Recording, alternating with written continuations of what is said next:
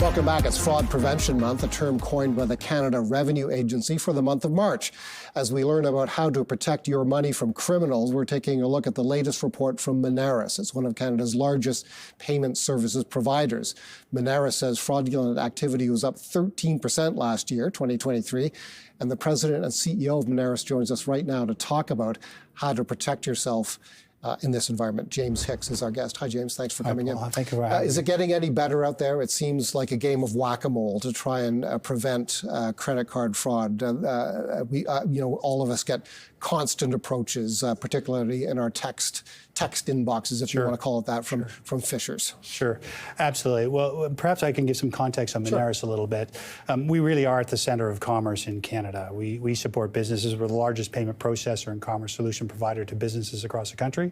So we have more than 300,000 businesses that rely on us, from the biggest brand names all the way down to the individual who's starting a business and doing their first transaction tomorrow. So we're very familiar with the tough environment for businesses generally, and that's why part of what we want to do is make sure that businesses appreciate how to defend themselves against fraud. Okay, and to my question, what is the trend? Is it getting worse? Yeah, we're seeing, you're absolutely correct. We're seeing in our numbers a 13% increase in reportable fraud in 2023. We see some provinces are slightly down, but many provinces that we see are up. And of course, I would say that that's reported fraud, and of course we know that the unreported fraud is much, much higher. Right, a lot of people are embarrassed and they just want to forget about the whole thing, and they don't want to talk to anybody about it. That's exactly right, and it impacts the business's bottom line. Mm-hmm. What are the ways in which fraudsters operate? I mentioned text. I think a lot of us get a lot of those. We also get phone calls from people telling us we need to, our card has been put on suspension. We need to call a certain number to get it back working again. Yes. Well, from a business perspective, I think what we're seeing is 74% of the reported fraud is coming out of mail order, telephone order. So from a consumer, to your point, that's where you'll be asked to provide your card over the telephone. And if you're a business, you're writing down that credit card number and the security codes. And that's really impactful to businesses because, of course, most importantly, none of the fraud protection is happening at the front end. That'll be entered in afterwards. So it's not our solutions and your processor solutions are not being used. And that is what's called a chargeback in the system for a business.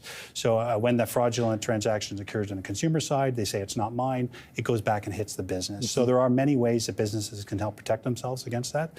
The first is despite there being some use cases for mail order and telephone order transactions, the best way is to always use a secure front end.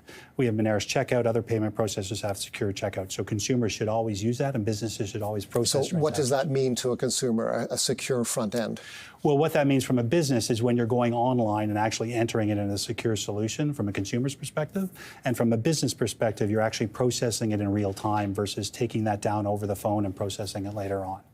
Years ago, quite a few years ago, my wallet was stolen and the thief used the card physically at stores along Bloor Street in Toronto before I called my providers and told them to suspend the card. And that was before there was even 4-digit PINs on credit cards. Has that helped? And what about the 3 or 4-digit numbers that are on the back of the card, the security number? Is that helping at all? Absolutely. I mean, the best way to protect against fraud on both sides, the consumer and the business, is to follow the proper protocols. And as we know in Canada, chip and PIN really reduces fraud because then all the fraud protections are happening in real time.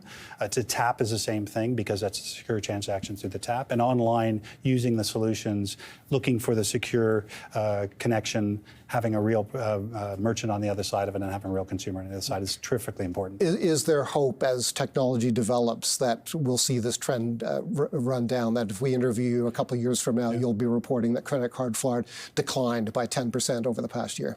Well, actually, online, we are seeing a decline. About a 7% decline in e-commerce fraud is declining, obviously from a higher number to start with. In the face-to-face world, the most common scenarios we're seeing is in the mail order telephone.